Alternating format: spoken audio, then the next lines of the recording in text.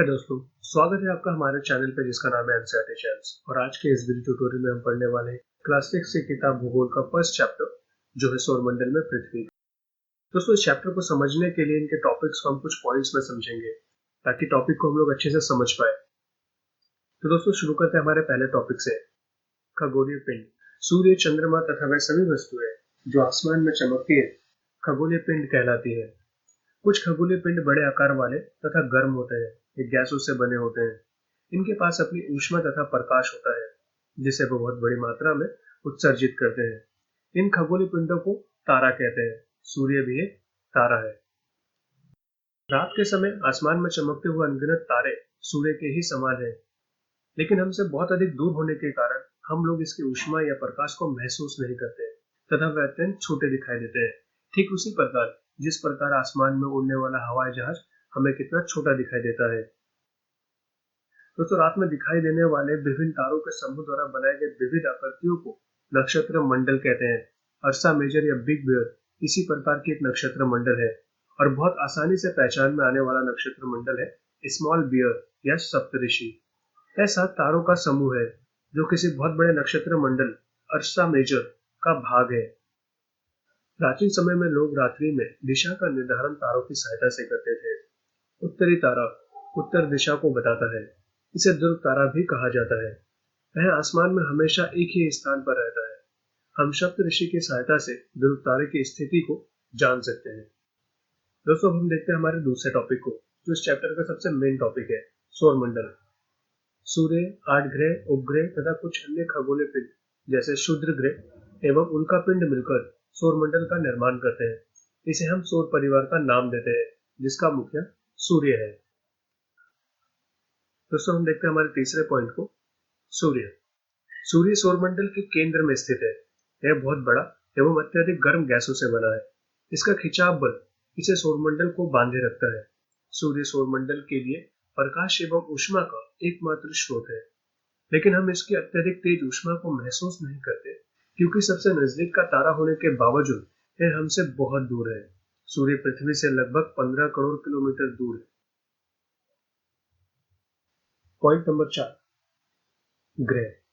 कुछ खगोलीय पिंडों में अपना ऊष्मा तथा प्रकाश नहीं होता, वे तारों के प्रकाश से प्रकाशित होते हैं।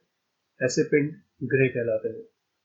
ग्रह, जिसे अंग्रेजी भाषा में प्लैनेट कहते हैं, ग्रीक भाषा के प्लैनेटाइज शब्द से बना है जिसका अर्थ होता है परिभ्रमक, अर्थात चारों ओर घूमने वाले। हमारे सौरमंडल में 8 ग्रह हैं। सूर्य की दूरी के अनुसार वह है बुध, शुक्र, पृथ्वी, मंगल, बृहस्पति, शनि, यूरेनस तथा नेपच्यून। सौरमंडल के सभी 8 ग्रह एक निश्चित पथ पर सूर्य का चक्कर लगाते हैं।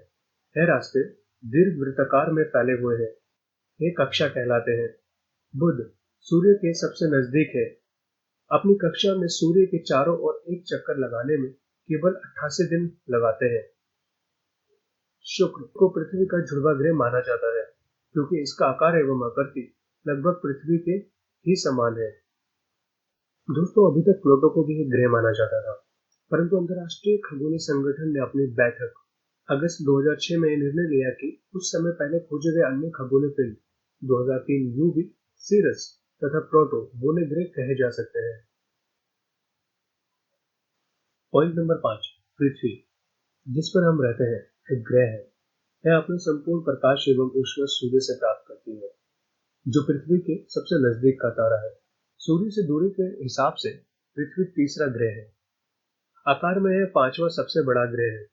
यह ध्रुवों के पास थोड़ी चपटी है। यही कारण है कि इसे भूभाग कहा जाता है। भूभाग का अर्थ है पृथ्वी के समान आकार। जीवन के लिए अनुकूल परिस्थितियां संभवतः केवल पृथ्वी पर ही पाई जाती है। पृथ्वी ना तो अधिक गर्म है और ना ही अधिक ठंडी। यहाँ पानी एवं वायु उपस्थित है जो हमारे जीवन के लिए आवश्यक है। वायु में जीवन के लिए आवश्यक गैस जैसे ऑक्सीजन मौजूद है। इन्हीं कारणों से पृथ्वी को सौरमंडल का सबसे अद्भुत ग्रह कहा जाता है।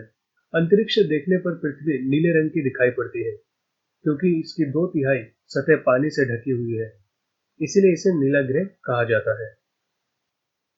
पॉइंट नंबर 6, उपग्रह।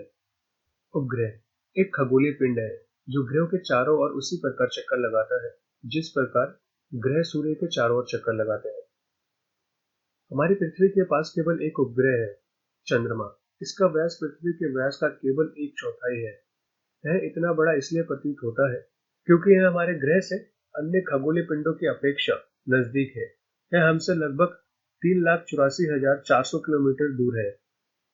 अब आप पृथ्वी से सूर्य एवं चंद्रमा की दूरी की तुलना कर सकते हैं। चंद्रमा पृथ्वी का एक चक्कर लगभग 27 दिन में पूरा करता है। लगभग इतने ही समय में यह अपने अक्ष पर एक चक्कर भी पूरा करता है। इसके परिणाम स्वरूप पृथ्वी से केवल हमें इसका एक ही भाग दिखाई पड़ता है। चंद्रमा की परिस्थितियां जीवन के लिए अनुकूल नहीं है।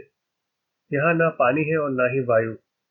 इसकी सतह पर पर्वत, मैदान एवं गड्ढे हैं जो चंद्रमा की सतह पर छाया बनाते हैं। पूर्णिमा के दिन चंद्रमा पर इनकी छाया को देखा जा सकता है। पॉइंट नंबर 7, क्षुद्र ग्रह। तारों, ग्रहों एवं उपग्रहों के अतिरिक्त असंख्य छोटे पिंड भी सूर्य के चारों ओर चक्कर लगाते हैं। इन पिंडों को क्षुद्र ग्रह कहते हैं। यह मंगल एवं बृहस्पति की कक्षाओं के बीच पाए जाते हैं। वैज्ञानिकों के अनुसार क्षुद्र ग्रह ग्रह के ही भाग होते हैं जो कि बहुत वर्ष पहले विस्फोट के बाद ग्रहों से टूटकर अलग हो गए। Point number 8, उल्कापिंड। सूर्य के चारों ओर चक्कर लगाने वाले पत्थरों के छोटे छोटे टुकड़ों को उल्कापिंड कहते हैं। कभी कभी ये उल्कापिंड पृथ्वी के इतने नजदीक आ जाते हैं कि इनकी प्रवृत्ति पृथ्वी पर गिरने की होती है। इस प्रक्रिया के दौरान वायु के साथ घर्षण होने के कारण ये गर्म होकर जल जाते हैं। फलस्वरूप चमकदार प्रकाश उत्पन्न होता है। कभी कभी कोई उल्का पूरी तरह जले बिना ही पृथ्वी पर गिर जाती है जिससे धरातल पर बड़े गड्ढे बन जाते हैं। पॉइंट नंबर 9, आकाशगंगा। खुले आकाश में एक ओर से दूसरी ओर तक फैली हुई सफेद पट्टी की तरह एक रास्ते की तरह प्रतीत होता है। यह लाखों तारों का समूह है।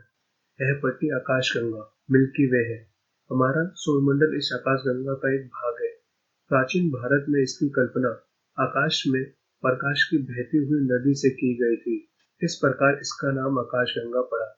आकाशगंगा करोड़ों तारों, बादलों तथा गैसों की एक प्रणाली है। इस प्रकार के लाखों आकाशगंगाएं मिलकर ब्रह्मांड का निर्माण करती है। ब्रह्मांड की विशालता की कल्पना करना अत्यधिक कठिन है। वैज्ञानिक अभी भी इसके बारे में अधिक से अधिक जानकारी एकत्रित करने में जुटे हैं।